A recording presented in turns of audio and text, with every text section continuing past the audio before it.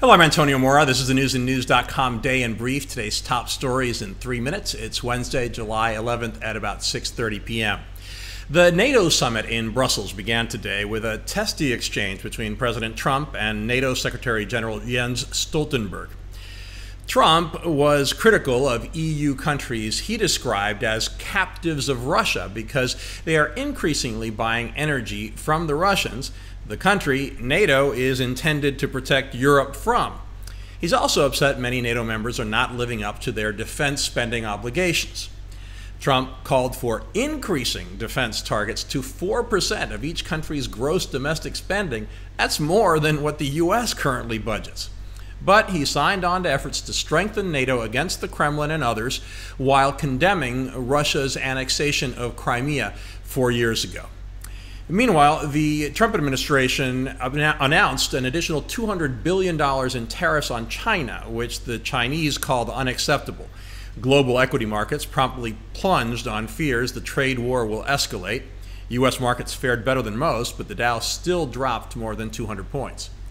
Reports indicate Secretary of State Pompeo's visit to North Korea went as badly as it could have, something that was reinforced Wednesday by state-run media, releasing pictures of Kim Jong-un visiting a potato farm while Pompeo was in Pyongyang.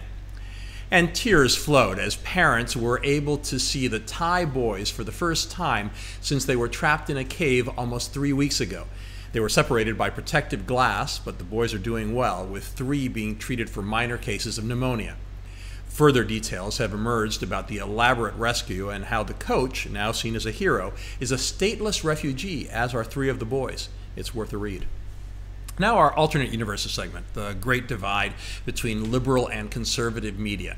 A plea to the cable news networks, and I use news lightly, please acknowledge the fact that for much, if not most of the day, you are no longer regular purveyors of serious news, and that the majority of what you try to pass off as news are opinion talk shows.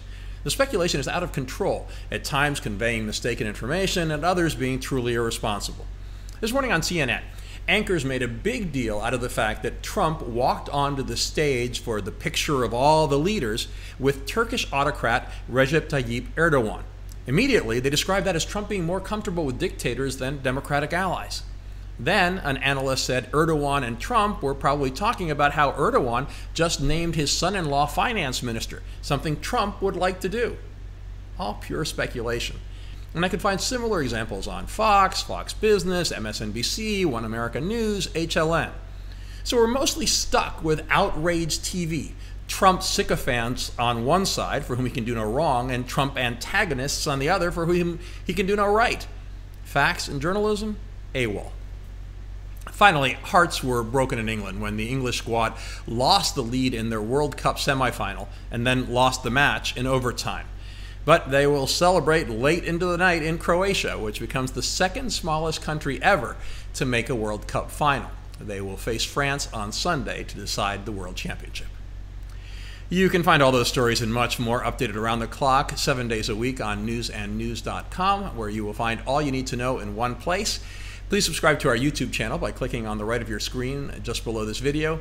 And please follow us on Facebook at Real News and News, or follow me on Twitter at AMoraTV.